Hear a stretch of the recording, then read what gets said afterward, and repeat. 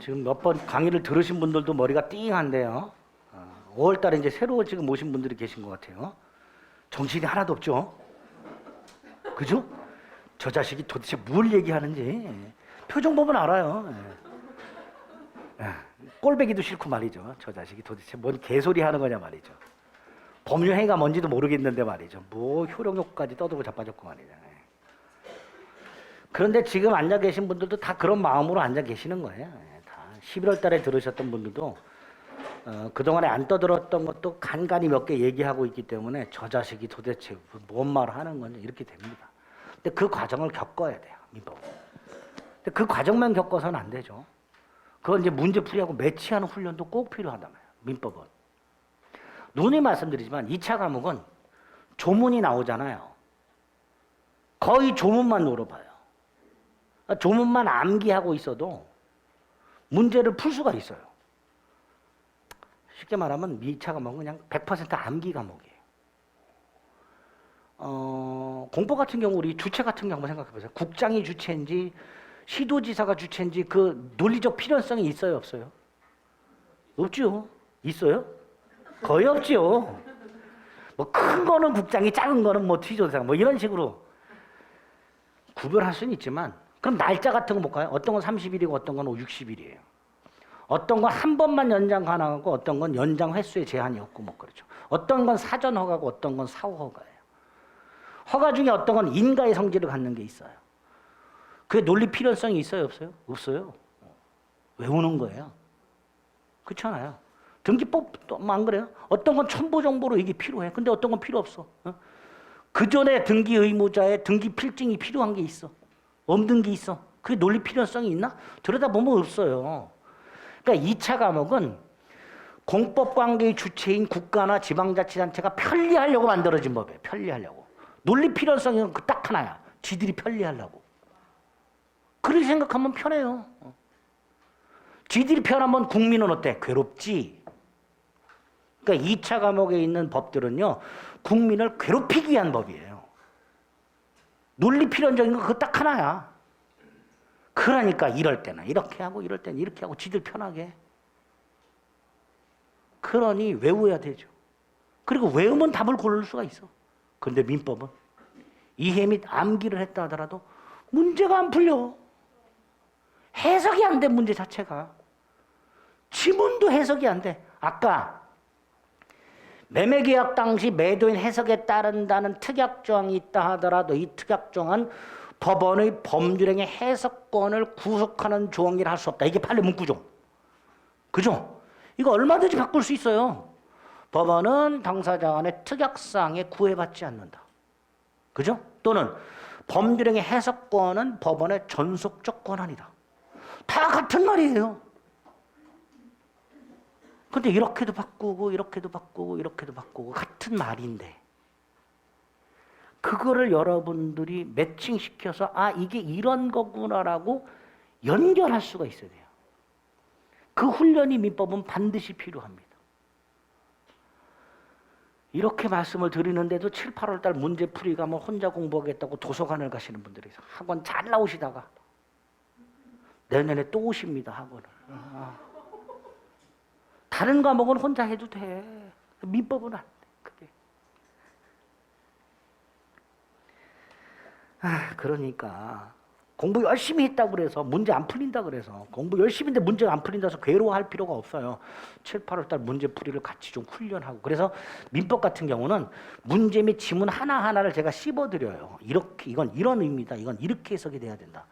자주 나오는 형태를 가지고 이게 어떻게도 바뀌어서 출제되는가를 하나하나 설명을 드린단 말이죠. 그런 훈련이 같이 필요해요. 민법은. 그런 훈련이 지나야 민법은 조금 점수가 오릅니다. 7, 8월 달까지는 점수가 안 나오고 다 30점, 40점이야. 늘.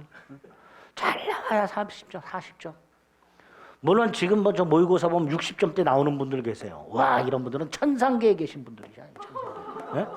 이런 분들은 법 전문가가 돼야 돼. 지금 60점 넘는 분들은 이건 대단한 거예요. 대단한 거예요. 쉽지 않아요. 민법은 60점 넘기가. 그러니까 문제풀이 갈 때까지 앞으로 이제 5월 달에 시작하신 분들도 4달이에요. 그죠? 3달하고 한 20일 빡세게 하시면 충분히 그런 점수 나오니까 듣고 따라오세요. 아시겠죠? 의사표시 하겠습니다. 의사표시는 법률행위 필수 요소라 그랬죠? 그러니까 요 놈이 비정상적이라면 당연히 법률행위도 무효 아니면 취소할 수 있겠죠. 즉 법률행위의 유효 요건 중에 하나가 뭐예요? 의사표시가 정상적일 것. 여기서 의사표시가 정상적이라는 말은 의사와 표시가 일치하고 하자가 없을 것 이런 말이에요. 그럼 비정상적이란 건 의사와 표시가 불일치하거나, 그죠? 또는 의사와 표시는 일치하지만 하자가 있거나, 이걸 말하게 될 거예요. 의사 표시가 정상적이라는 것은 의사와 표시가 일치하고 and 하자가 없을 것을 말하기 때문에, 비정상적이라면 두 가지, 의사와 표시가 불일치하거나 또는 일치는 하지만 하자가 있거나, 이 두 가지를 말하게 된단 말이죠. 여기서 의사 표시가 불일치하는 것, 이거를 뭐라고 말해요? 의사의 흠결, 이렇게 말해요. 최근에는 잘 안 쓰는 표현이에요. 의사의 흠결. 너무 어렵기 때문에. 대신 이런 말을 쓰죠. 내심의 의사가 결여되었다, 이렇게 쓰죠. 최근에 이 말은 잘 써요. 내심의 의사가 결여되었다. 또는 진의가 아니다, 이런 말도 써요. 다 같은 말이에요. 의사 표시가 불일치한다는 말과 의사의 흠결, 내심의 의사가 결여된 것, 진이 아님, 다 같은 의미다 라고 머릿속에 일단 박으셔야 돼요. 그리고 이 의사 표시가 불일치하는 게 두 종류가 있다. 자, 의사를 표시한 사람, 표의자, 의사가 A고 표시가 B야. 불일치하죠. 그 표의자가 알고 있는 것과 모르고 있는 경우, 둘로 나눈단 말이죠. 자신의 의사와 표시가 불일치한다는 것을 스스로 알고 하는 경우와 모르고 하는 경우로 둘로 나눠서, 알고 하는 경우가 두 개, 진이 아닌 의사 표시와 허위 표시, 모르고 하고 있는 게 차고, 이렇게 되죠. 총 세 가지. 반면에 의사 표시는 일치하지만 하자가 있는 경우, 이 하자를 다른 말로 뭐라 그래요? 사기 또는 강박이라고 하죠. 사기라는 말 대신에 뭘 더 많이 써요? 대법원은 기망, 속이는 거, 협박하는 거, 강박, 이렇게 되죠. 요게 바로 110조가 되죠. 이때 비진이 표시는 원칙적으로 표시한 대로 그대로 유효합니다. 예외적으로 무효가 돼요. 허위 표시는 무효입니다. 착오와 사기 강박은 유효하되 취소를 해야 무효가 됩니다. 이렇게 되어 있어요. 네 가지가. 그러니까 원칙적 그 뼈대를 먼저 딱 머릿속에 잡으셔야 돼요. 그리고 아까 절대적 무효는 선의의 제3자에게 대항할 수 있다 그랬죠. 절대적 무효는. 그런데 요 네 놈은 공통적으로 이렇게 무효가 되었다 하더라도 누구한테는, 선의의 제3자에게는 대항할 수가 없도록 되어 있습니다. 그래서 요거를 절대적 무효, 상대적 무효, 요거를 상대적 취소, 이렇게 부릅니다. 아까 절대적이라는 것은 선의의 제3자에게 대항할 수 있다였잖아요. 그죠? 근데 요 네 놈은 공통적으로 선의의 제3자에게 대항하지 못한다라고 되어 있습니다. 그래서 상대적 무효나 상대적 취소라고 부릅니다. 네 가지 비정상적 의사 표시를 확인하는 거예요. 자, 46페이지, 47페이지는 자만 올 때 읽으시면 되고요. 48페이지로 가봅니다. 첫 번째로 진이 아닌 의사 표시가 나왔습니다. 107조. 자, 조문 먼저 확인합니다. 1항과 2항. 1항에 뭐라고 되어 있어요? 표의자가 진이 아님을 알고, 이렇게 되어 있죠. 진이 아님이 뭐예요? 의사 표시가 불일치함을 스스로 알고 한 경우에도 효력이 있다. 다시 말해서 표시한 대로 그대로 유효하다, 이런 뜻이죠. 그게 원칙이 되는 거죠. 근데 단서에 뭐라고 되어 있어요? 그러나 상대방이 표의자의 지인이 아님을 알았거나 알 수 있었을 경우에는 무효로 한다, 이렇게 되어 있고요. 2항의 전항의 무효는 선의의 제3자에게 대항하지 못한다, 요렇게 되어 있습니다. 그죠? 그거 해석하는 거예요.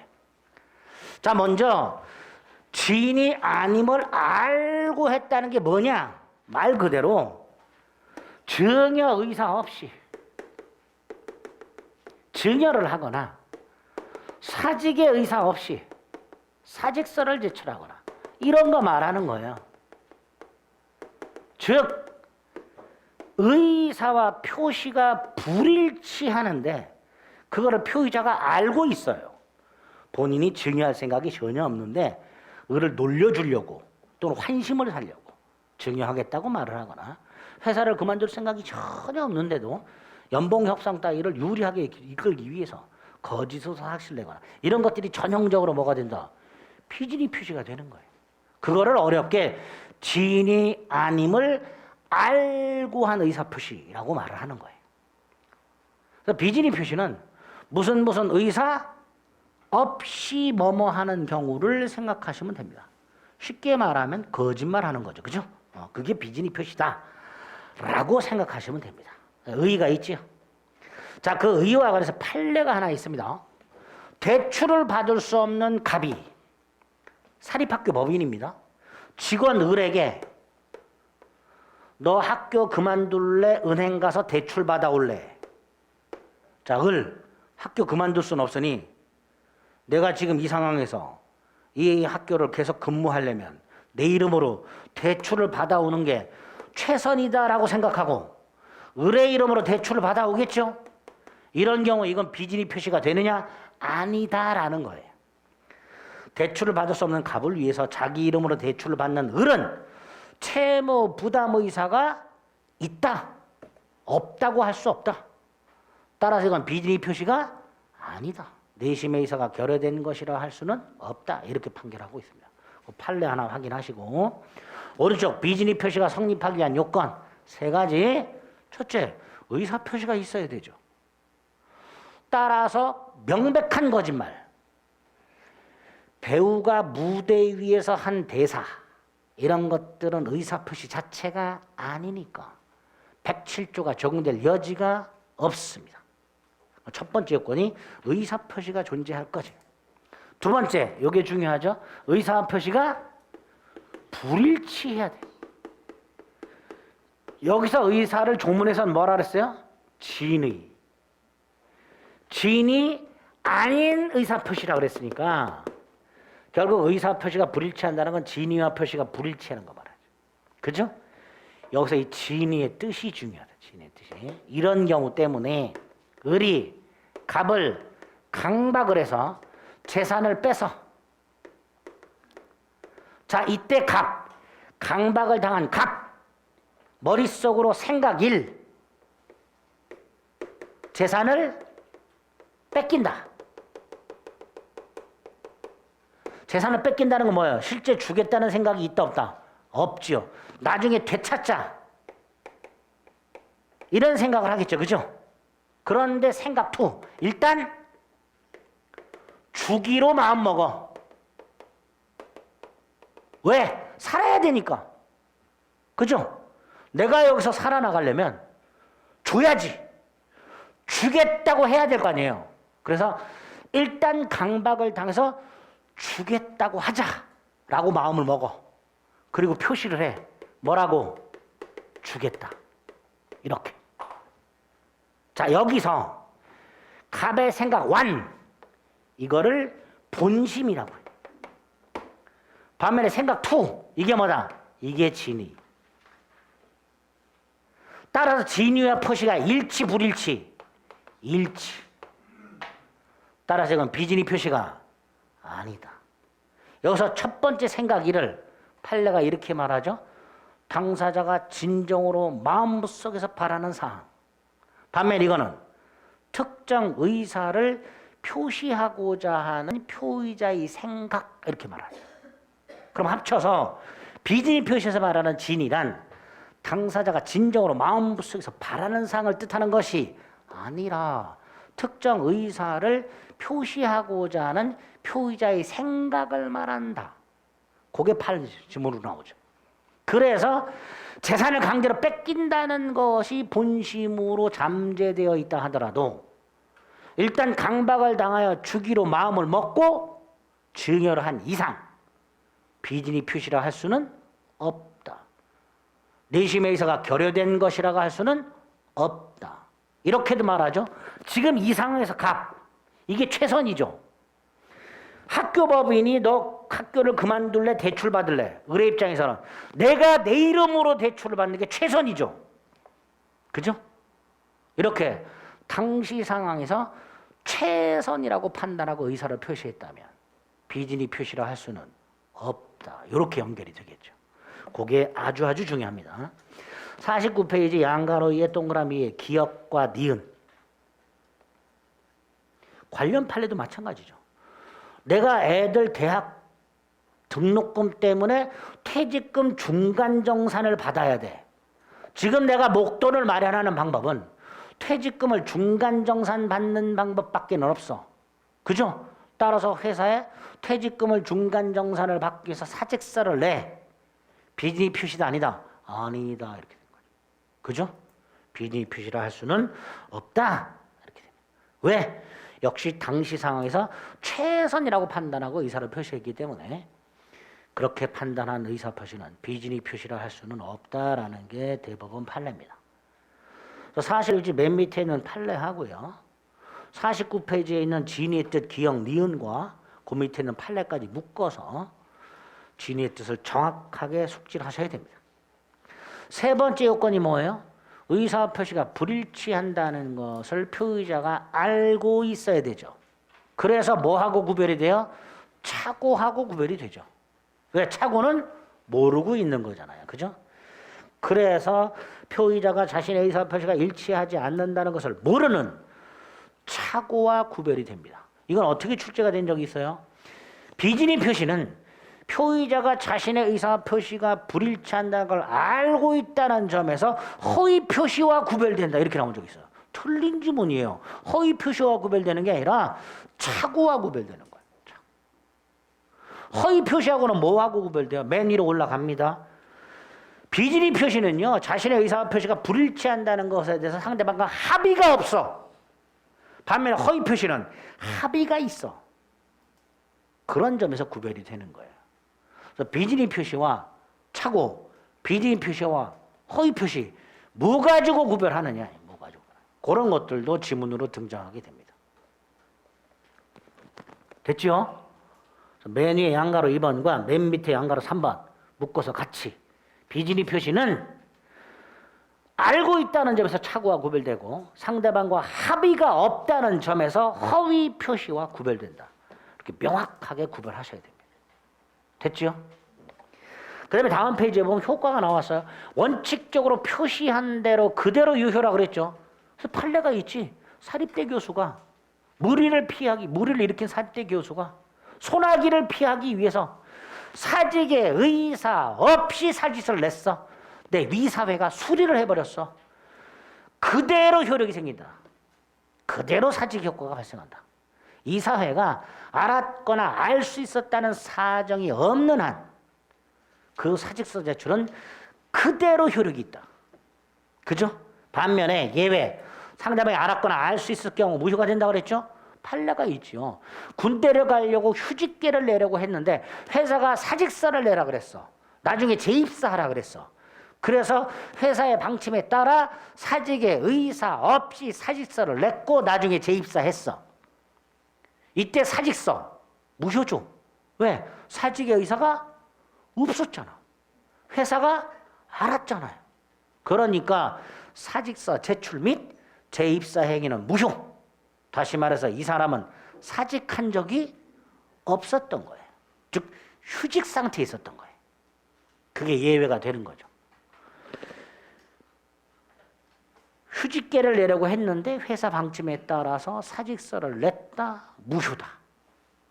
이렇게 예외까지 확인하시면 되는데 이 비진의 표시는 효과를 사례 형태로 좀 대비해서 효과를 이해해 주시면 좀 편하다고 그랬어요. 갑이 을에게 한 2번 정도 사례 형태로 문제가 나온 적이 있어요. 증여의사 없이 A 토지를 증여하고 등기를 넘겨줬다. 아주 옛날에는 반지를 줬다고 나왔었고요. 얼마 전에는 증여의사 없이 땅을 넘겨줬다 이런 식으로 나온 적이 있습니다. 2번 정도. 자, 무슨 의사 없이 뭐뭐 하였다. 비진이 표시죠. 원칙이 유효죠. 예외가 무효죠. 근데 무효이려면 요건이 뭐였어요? 의리. 증여 의사 없다는 걸 알았거나 악의. 알 수 있었다. 과실. 알았거나 알 수 있었다. 바꿔요. 악의 또는 과실. 바꾸세요. 지금부터. 알았거나 알 수 있었다. 악의 또는 과실. 그럼 무효가 된다 그랬죠. 그러면 유효가 되려면 을이 뭐여야 돼요? 선의 and 무과실이 되죠.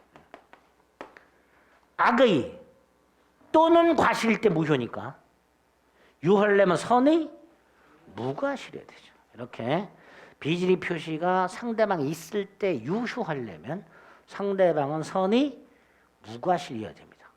그럼 유효가 돼요. 자, 비증여가 유효라는 건 등기도 유효라는 거고요. 다시 말해서 을은 소유권을 취득한다라는 거죠. 따라서 을과 거래한 병은 소유권자와 거래했으니까 이런 사정을 몰랐든 알았든 소유권을 취득하겠죠. 이게 원칙이라고 하죠. 이게 원칙. 딱 머릿속에 이렇게 박으셔요. 사례 형태로 나올 때를 대비해서. 그런데 상대방이 알았거나 알 수 있을 경우 무효죠. 무효라는 건 을은 소유권을 취득할 수가 없다라는 거죠. 따라서 을과 거래한 병도 원래는 소유권을 취득하지 못해야 되지만 107조 2항에서 선의의 제3자에게는 대항하지 못한다라고 되어 있죠. 자, 선의의 제3자에게 대항하지 못한다. 선의의 병에게는 무효를 주장할 수 없다. 따라서 선의의 제3자에게는 유효가 되니까 선의의 제3자는 소유권을 취득하게 됩니다. 반면에 악의라면 소유권을 취득할 수 없겠죠. 이게 비진이 표시의 원칙적 효과가 되는 거예요. 그 다음 나중에 비진이 표시한 값이 을하고 소송이 붙어요. 소송이 붙으면 값은 뭐라고 그럴까요? 비진이 표시다. 무효다. 이렇게 주장하겠죠. 을은 뭐라고 주장할까요? 나는 선의 무과실이었다. 이렇게 주장을 할 거예요. 여기서 을의 선의 무과실 이걸 누가 증명해야 되느냐의 문제가 있습니다. 그죠? 갑의 비진이 표시가 있을 때 유효하려면 을이 선이 무과실이어야 되는데 그 선이 무과실이었는지 여부가 다투고 있을 때 누가 증명을 해야 될 거 아닙니까? 여기서 우리 대법원 을의 선이 무과실을 추정을 해줘요. 을의 선이 무과실을 추정하니까 갑하고 을이 소송이 붙었을 때 을은 자신이 선이 무과실임을 증명할 필요가 없지요. 추정된다 이퀄 증명되었다니까. 그럼 어떻게 돼요? 무효주장자인 갑이 을의 악의 또는 과실을 입증해라. 이렇게 되겠죠. 그죠? 자, 두 번째. 갑이 입증했어. 그럼 무효가 됐겠죠? 근데 제3자한테 갔어. 그럼 그 다음엔 갑하고 병이 또 소송이 붙어요. 여기서 병은 뭘 주장할까요? 선의를 주장하겠죠. 이거 갖고 또 싸워요. 갑하고 병 사이. 여기서 우리 대법원은 제3자의 선의도 추정을 해줍니다. 거짓말을 한다는 걸 모르는 게 태반이잖아요. 그죠? 그러니까 선의로 추정을 해버려요.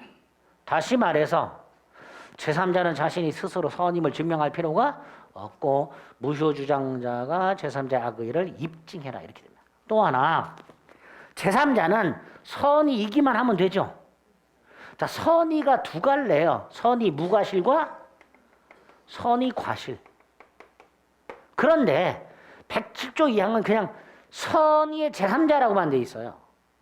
선의 무과실의 제3자가 아니라 그 말은 제3자는 선의이기만 하면 과실이 없든 있든 보호된다. 즉 과실 유무를 묻지 않고 보호된다.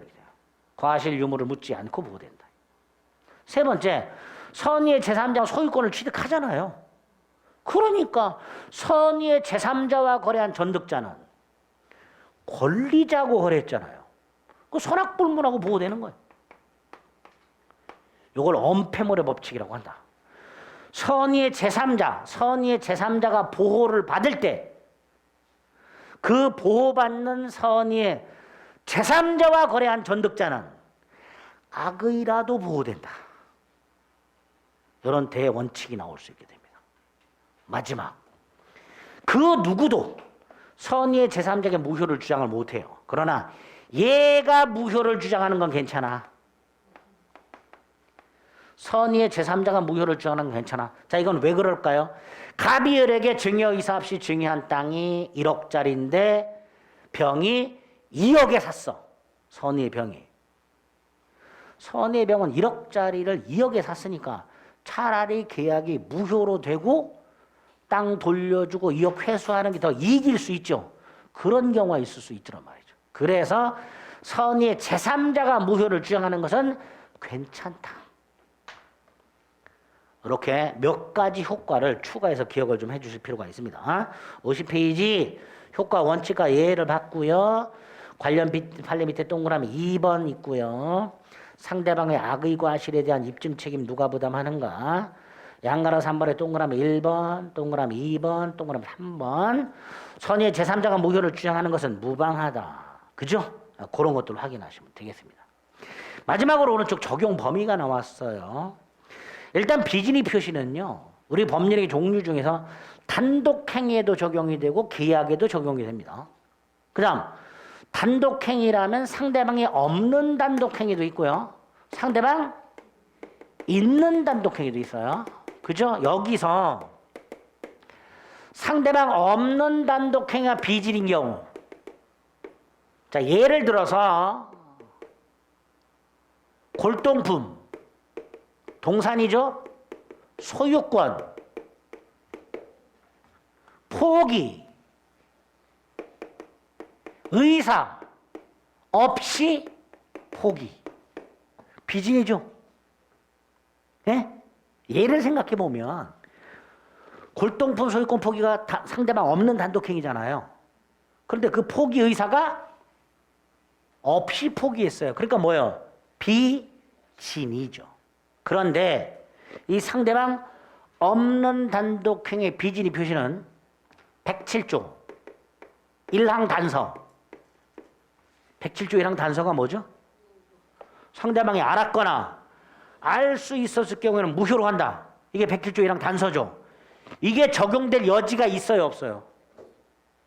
없지요. 왜? 상대방이 없잖아. 상대방이 없으니 상대방이 알았거나 알 수 있었을 경우에는 무효가 된다라는 게 적용될 여지가 없어. 그러니까 결론이 뭐예요? 언제나 유효. 이렇게 되겠죠. 예?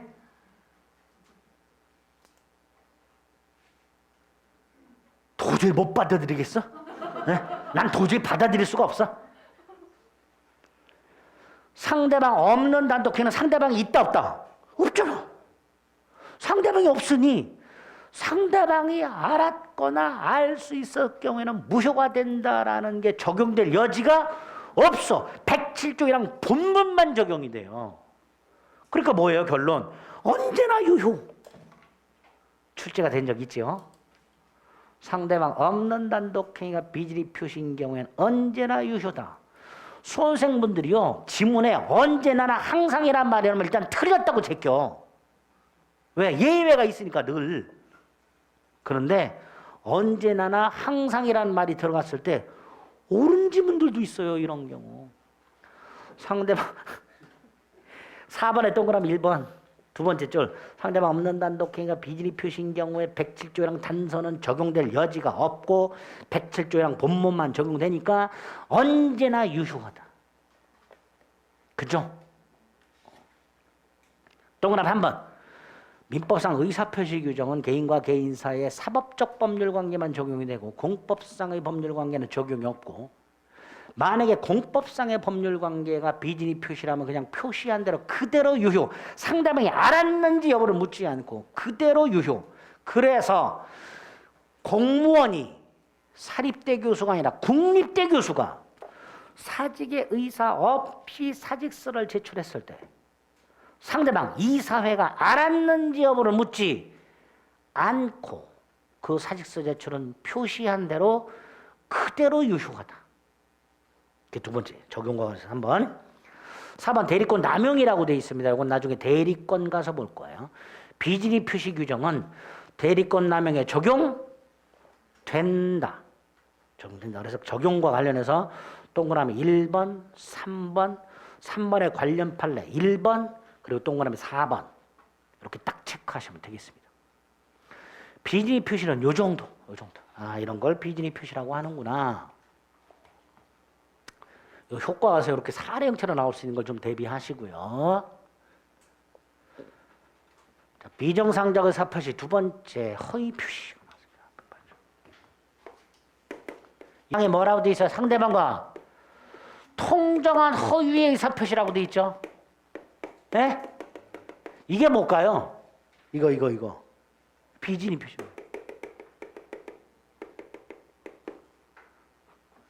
통정이 뭘까요?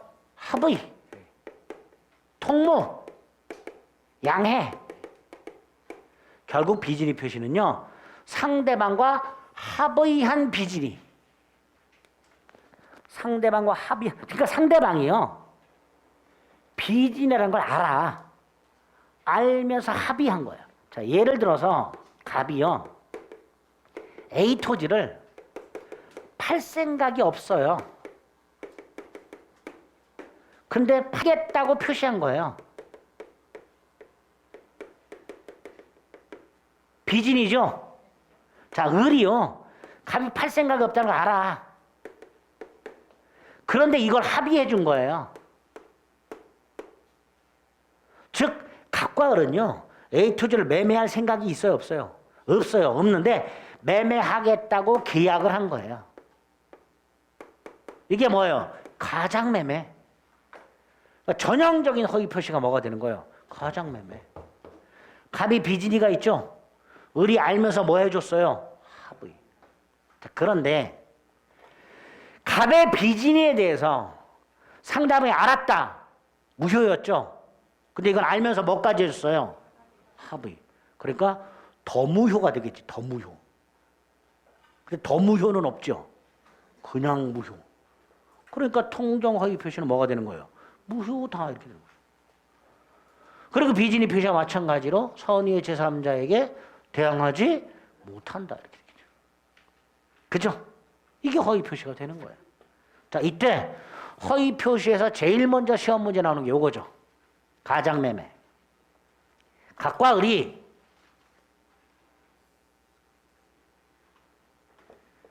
갑소유 A 토지에 대해서 매매를 가장하여 등기를 넘겨주었다. 왜? 갑의 채권자가 자꾸 경매를 넣으려고 한다. 강제집행. 다른 말로 경매. 채무자가 채권자의 강제집행을 면하기 위해서 친구 을과 짜고 마치 매매를 한 것처럼 꾸며서 등기를 넘겨주었다. 전형적인 허위 표시 사례 형태가 되는 거예요. 그죠? 효과까지 같이 봅니다. 자, 가장매매 무효. 등기 무효.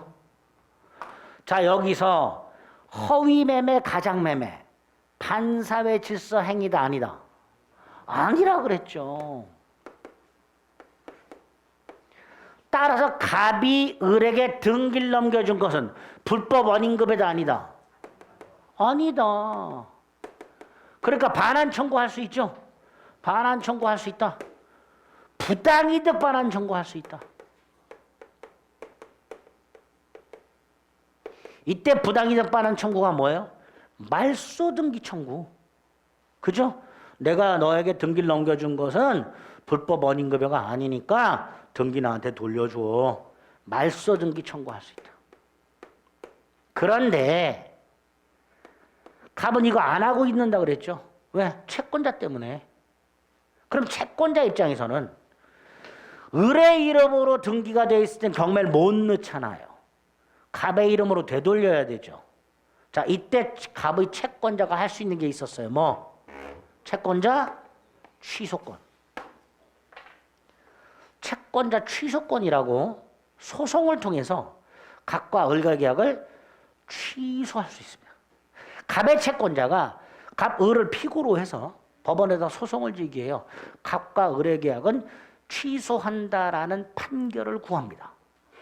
법원이 판결해 줍니다. 갑과 을의 계약은 취소한다, 을 등기는 말소한다. 그럼 그 판결문을 가지고 말소시킬 수가 있어요. 그걸 채권자 취소권이라고 합니다. 이게 가능해요. 자, 이렇게 갑, 을 사이에서는 이렇게 가능해. 그런데 을이 병한테 팔아넘겼어. 을과 병 사이에 매매가 있었고 병한테 등기가 넘어갔어. 여기서 문제가 생긴다. 허위 표시가 설령 무효라 하더라도 누구한테는 대항을 못한다. 선의의 제3자에게는 대항을 못한다. 따라서 병이 선이라면 소유권을 취득한다. 악의라면 소유권을 취득하지 못한다. 이렇게 되겠죠. 그 다음에 요기와 관련해서 여기서 본 게 그대로 다시 나오죠. 첫째, 제3자의 선의는 추정된다. 그죠? 제3자는 선의이기만 하면 과실이 없든 있든 보호된다. 선의의 제3자와 거래한 전덕자는 선악 불문하고 보호된다. 선의의 제3자가 무효를 주장하는 것은 무방하다. 그대로 다시 나오게 됩니다. 그리고 선의의 제3자가 소유권을 취득해버리면 결과적으로 갑은 소유권을 상실했죠. 그러니까 갑은 을에게 책임을 물어야죠. 자, 어떤 책임을 물어요? 첫째, 을이 병한테 팔아먹고 받은 돈. 예를 들어서 이게 1억짜리인데 을이 선의의 병에게 7천만 원을 받고 팔아넘겼어. 그럼 갑은 을에 대해서 그 7천 반환해라. 청구할 수 있다 없다? 있다. 부당이득 반환 청구. 그죠? 자, 갑이 7천만 원을 돌려받았어. 근데 땅이 1억짜리였어. 갑은 얼마의 손해가 생겼어? 청구할 수 있다 없다? 있다.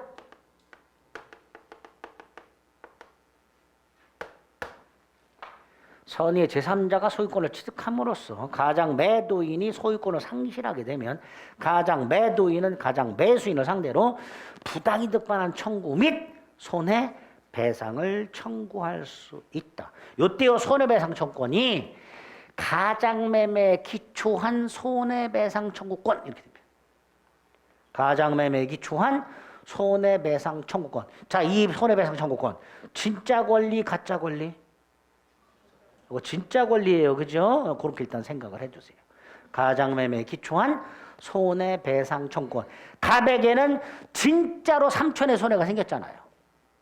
그러니까 갑이 을에게 행사하는 3천만 원 손해배상 청구권은 가짜 권리가 아니라 진짜 권리예요. 그죠? 가장매매에 기초한 손해배상 청구권. 조금 이따 써먹을 겁니다. 기억을 해두시면 돼요. 이 정도가 가장매매와 관련된 거예요. 52페이지에 보면 의 밑에 심화학습이 있죠. 거기 양가로 1번, 양가로 2번, 양가로 3번. 거기에 관련된 내용들을 달달달달 암기하셔야 돼요.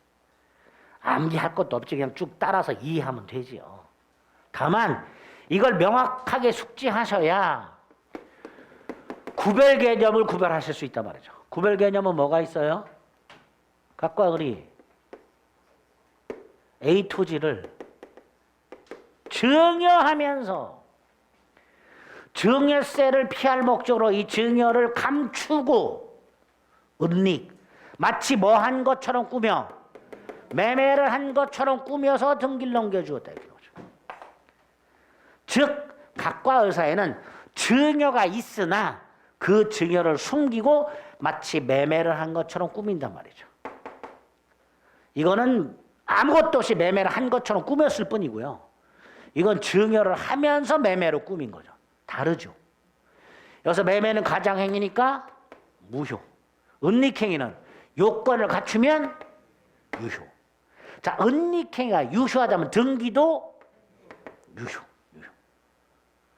등기부에 등기 원인이 매매로 되어 있겠죠. 하지만 유효. 즉 등기 원인이 불일치 하더라도 실제 권리관계와 일치하는 등기라면 유효한 등기라는 게 팔립니다. 자, 을등기가 유효라는 건 누가 소유권을 취득했다라는 거예요. 을이 소유권 취득했다라는 거예요. 그러니까 을과 거래한 병은 권리자와 거래했으니까 선악 불문하고 소유권 취득하겠죠. 이거하고 구별하셔야 되죠.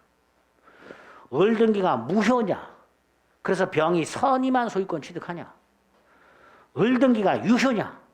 병은 선악 불문하고 소유권을 취득하냐? 구별하셔야 되죠. 구별하셔야 돼요.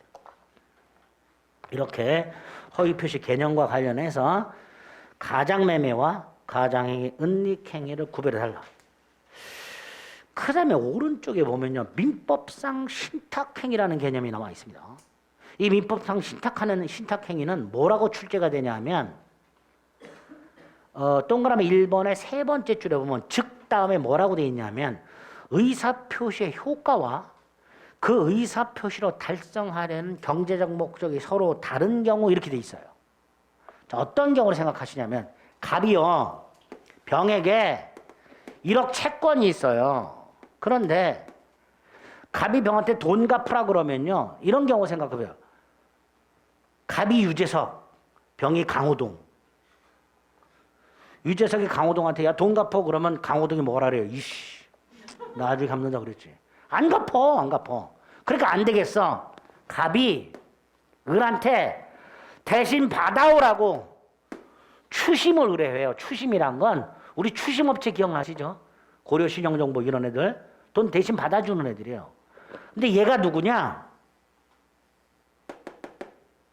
데니스강. 데니스강 누군지 아시죠? 더 할까? 효도르라고 할까? 얘가 와서 갚아. 그러면 강호동은 갚을 거 아니에요. 그런데 문제가 생겨요. 을이 병한테 가서 야 갑이 대신 받아오래 그러면 병은 내가 갚하고 얘기하겠다. 안 주는 경우가 생겨버려요. 그러니까 뭐라고 꾸미냐면 마치 채권을 양도한 것처럼 꾸며요.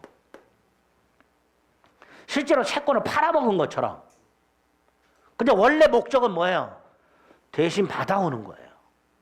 이거를 추심 목적 채권 양도라고 합니다. 자, 겉으로 드러나는 건 뭐예요? 채권 양도예요. 근데 속에 숨어져 있는 목적은 뭐예요? 추심이에요. 의사표시의 효과와 목적이 달라. 그죠? 이런 걸 민법상 신탁행위라고 합니다. 이거를 우리 대법원은 유효하다고 해요. 추심 목적 채권 양도가 대표적이고요. 동산 양도 담보라는 게 있어요. 돼지 100마리를 담보로 돈을 빌려요. 그런데 마치 그 돼지 100마리 소유권을 넘겨준 것처럼 꾸미는 게 동산 양도 담보예요. 실제 목적은 담보예요. 근데 마치 양도한 것처럼 꾸며요. 이것도 뭐가 돼요? 민법상 신탁행위가 돼요. 자, 갑이 부동산을 갖고 있어요. 이름을 을에게 명의신탁을 해요. 겉으로는 마치 매매를 통해서 넘긴 것처럼 보여요. 하지만 실제로는 이름만 부탁한 거예요. 즉 목적과 겉으로 드러난 의사표시 효과가 달라. 이런 걸 대법원이 뭐라 한다? 민법상 신탁행위. 근데 이거 실질적으로 보면요. 실제 채권 양도가 있어요? 없어요? 없잖아. 추심을 목적으로 하지만 채권을 양도한 것처럼 꾸몄을 뿐이고 담보로 제공하지만 양도한 것처럼 꾸몄을 뿐이고 명의를 신탁하지만 매매한 것처럼 꾸몄을 뿐이잖아요. 그러니까 학자들 중에서는 이거 허위 표시로 무효다라고 주장하는 애들이 있단 말이죠. 그런데 우리 대법원은 허위 표시와 구별해서 민법상 신탁행위라고 이름을 붙이고 유효하다고 판결하고 있습니다. 자, 대충 이해되셨죠? 시험 문제 딱 하나가 나와요. 뭐라고? 거기 나와 있는 거. 의사표시의 효과와 그 의사표시로 달성하려는 경제적 목적이 서로 다른 경우 무효다 이렇게 나와요. 그럼 틀린 지문이다. 유효다. 됐죠? 민법상 신탁행위라는 개념이 예전에 한번 출제가 된 적이 있어요. 이런 것들이 출제가 될 수가 있더란 말이죠. 이제.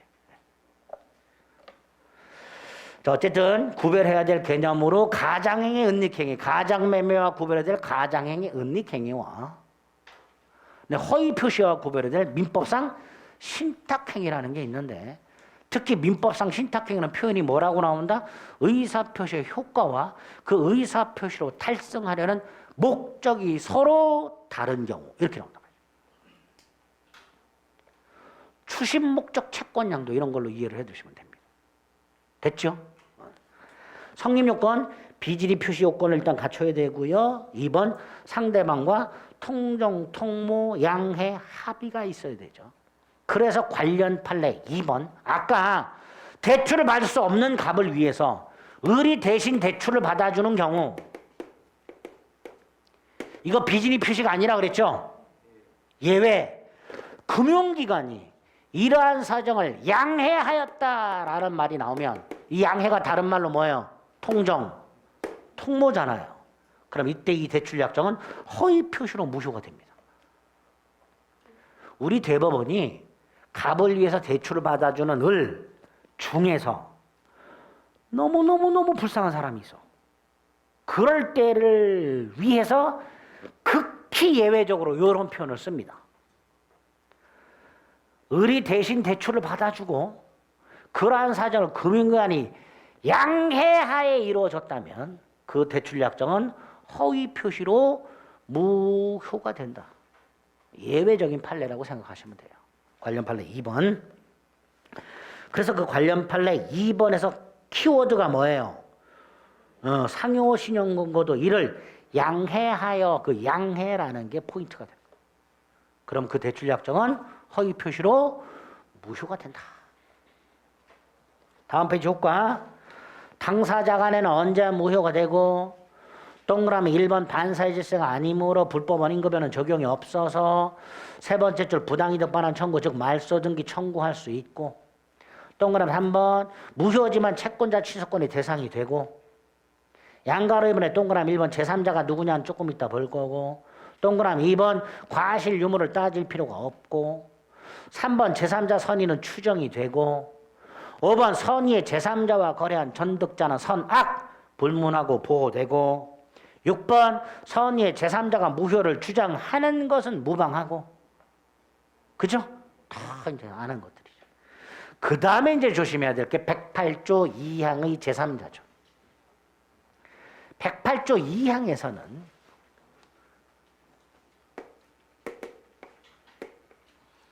누구에게 대항을 못한다? 선의의 제3자. 전항의 무효는 선의의 제3자에게 대항하지 못한다. 이렇게 되죠. 자, 이때 이 제3자가 도대체 누구냐? 자, 우리 대법원 기준 허위 표시의 당사자 각과 을 당사자 제외해야 되죠. 당사자의 상속인 뭐요? 포괄승계인 제외 즉 당사자 및 포괄승계인을 제외한 자 중에서 허위 표시를 기초로 형성된 외형한 법률관계 즉 을에게 지금 소유권 등기가 넘어가 있잖아요. 그럼 외형상 누가 소유자로 보여요? 을이 소유자라고 보여요. 근데 이거 진짜예요? 가짜예요? 가짜. 허위 표시를 통하여 형성된 외형상 법률관계란 쉽게 말하면 가짜 권리관계를 말하는 가짜 권리관계.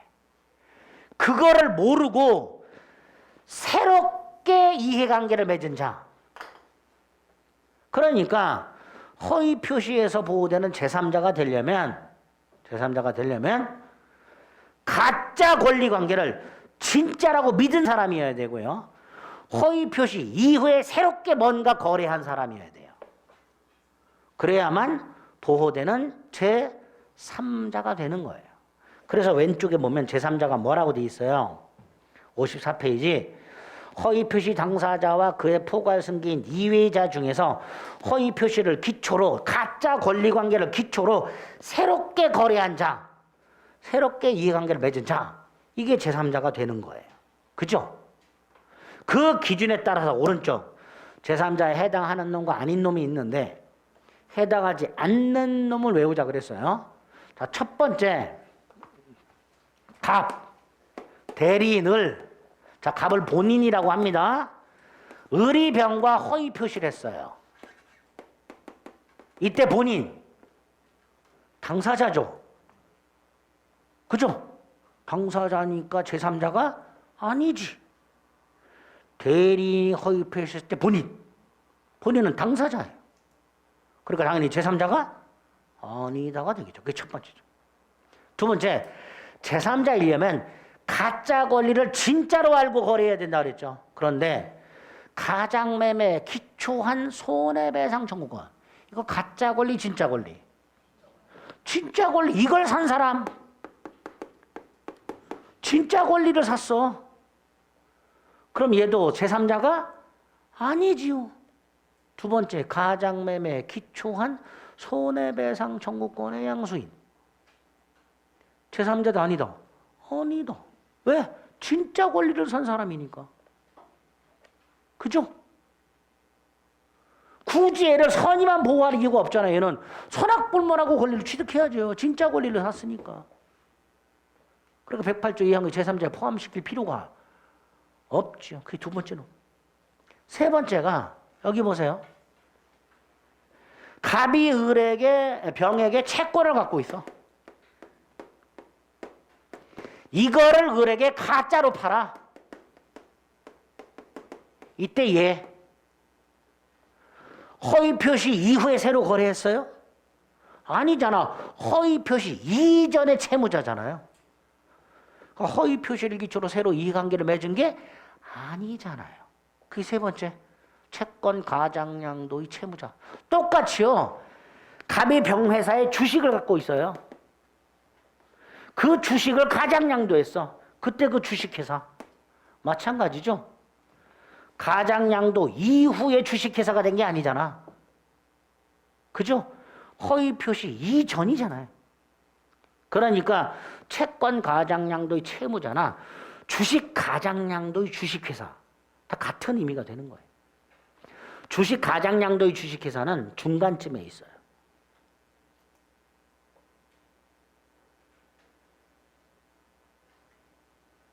그 다음에 그 주식회사 밑에 상속받은 사람. 상속인은 포괄승계인이잖아요. 그죠? 아니겠죠. 그 다음에 제3자를 위한 게 수익자. 이건 제3자를 위한 가서 볼 거예요. 그 다음에 당사자 지위를 넘겨받으면 당사자잖아요. 그러니까 제3자가 아니지. 지금 체크해드린 거 외우자. 본인, 가장매매에 기초한 손해배상 청구권의 양수인. 채무자, 주식회사, 상속인, 수익자, 지위를 이전받은 자. 적어도 요 놈들은 기억해달라. 나중에 문제 풀이가서 조금 더 외울 거예요. 그 다음 그 표 위에 있는 동그라미 2번 이건 따로 기억을 좀 해주실 필요가 있는데요. 갑과 을 사이에 가장 소비대차가 있었어요. 소비대차는 돈 빌려주는 거예요. 그죠? 근데 그게 가짜야. 자, 갑은 가짜 채권자, 을은 가짜 채무자. 그래서 갑이 을에게 가짜 채권을 갖고 있어. 가장 소비대차 계약이 있으면 가장 대주가 가장 차주에게 가장 채권을 갖고 있습니다. 그 상태에서 얘가 파산을 한다. 그러면 파산 선고는 법원이 하잖아요. 그죠? 파산 관제인을 선임해요. 자, 이 파산 관제인은 파산한 사람의 모든 재산을 가지고 이 파산한 사람의 채권자들, 파산했다는 건 돈을 못 갚는다는 뜻이잖아요. 그죠? 그러니까 채권자들이 있을 거란 말이에요. 파산 관제인은 파산한 사람의 모든 재산을 가지고 빚잔치를 대신해 주는 사람이에요. 그러니까 파산 관제인으로 선임이 되면 제일 먼저 해야 될 일이 파산한 자의 재산을 파악하는 거예요. 남은 재산이 뭐가 있을까? 자, 재산을 파악하다 보니까 뭐가 하나 나왔어요? 채권이 하나 남았어요. 그죠? 당연히 파산 관제인은 을에게 돈 갚으라 그랬겠죠. 그런데 그럼 뭐라 그랬을까요? 가짜라 그랬겠죠. 얘는 뭐라 그랬을까요? 나는 제3자다 그랬겠죠. 그죠? 자, 이때 파산관제인이 108조 2항의 제3자가 되느냐의 문제가 먼저 생겼어요. 자, 그런데 좀 전에 이 파산관제인은 파산자의 모든 재산을 가지고 파산채권자들에게 빚잔치를 대신한다 그랬죠. 모든 재산을 파산관제인이 관리하는 거예요. 다시 말해서 포괄승계인이에요. 파산관제인은 파산자의 뭐라고요? 포괄승계인이에요. 그런데 포괄승계인은 제3자가 아니라 그랬잖아요. 근데 우리 대법원 포괄승계인인데 제3자래. 포괄승계인인데 제3자래. 분명히 우리 대법원이 당사자 및 포괄승계인 이외의 자 중에서 새로운 이관계를 맺은 자가 제3자라 그랬어요. 근데 여기 와서는 포괄승계인이지만 제3자다 이렇게 돼요. 그래서 문제 냅니다. 포괄승계인이지만 제3자다. 두 번째, 얘가 제3자가 됐어요. 그런데 이 파산관제인이 이 채권이 가짜라는 걸 알고 있었어요. 악의의 제3자야. 악의의 제3자면 보호된다 안 된다? 안 되잖아요. 그런데 여기서 우리 대법원이 파산관제인의 선악은 파산관제인 자신의 선악을 가지고 판단하면 안 되고 얘네들 파산한 사람의 채권자 전원 이걸 총파산채권자라고 합니다. 이 총파산채권자 전원이 악의여야 파산관제인도 악의. 따라서 총파산채권자 중 한 사람이라도 선이라면 이 채권이 가짜라는 걸 모르고 있었다면 파산관제인도 선의. 그 두 가지를 출제를 하게 됩니다. 거기 동그라미 2번의 기억, 니은에 나와 있는 내용입니다. 이것도 따로 출제를 합니다. 됐죠? 이렇게 허위 표시와 관련해서는 108조 항의 제3자까지로 확인해 주시면 되겠고요. 한 장을 넘기면 적용 범위가 나와 있어요. 자, 이건 뭐하고 구별해야 되냐면 아까 비진이 표시하고 구별해야 돼요. 비진이 표시 단독행위 계약에 적용된다 그랬죠. 단독행위만 상대방 없는데도 적용이 되고 상대방 있는데도 적용이 돼요. 그죠? 근데 허위 표시는 처음부터 상대방과 통정해야 되잖아요. 그러니까 여긴 적용이 안 돼요. 108조 조문이 뭐라고 돼 있어요? 상대방과 통정한 허위 의사 표시라고 돼 있어요. 따라서 비진이 표시와는 달리 허위 표시는 상대방이 없는 행위에는 적용될 여지가 없다. 이렇게 되겠죠. 그죠? 특히 상대방 없는 단독 행위에 108조는 적용이 없습니다. 그 적용 범위에서 비진이 표시와 다른 점 그것만 하나 조심해 주시면 되겠습니다. 됐죠? 비정상적 의사표시 중에서 의사표시가 불일치하면서 그 불일치로 표자가 알고 있는 허위 표시까지 살펴봤습니다. 차구하고 사기 강박은 다음 주에 할 거고요. 오늘 했던 게 쭉 연결이 된다고 말씀드렸습니다. 복습 철저히 하셔야 다음 주에도 조금 오늘과는 달리 눈 반짝반짝 하면서 들으실 수 있어요. 복습 열심히 해주세요. 여기까지 하겠습니다. 수고하셨습니다.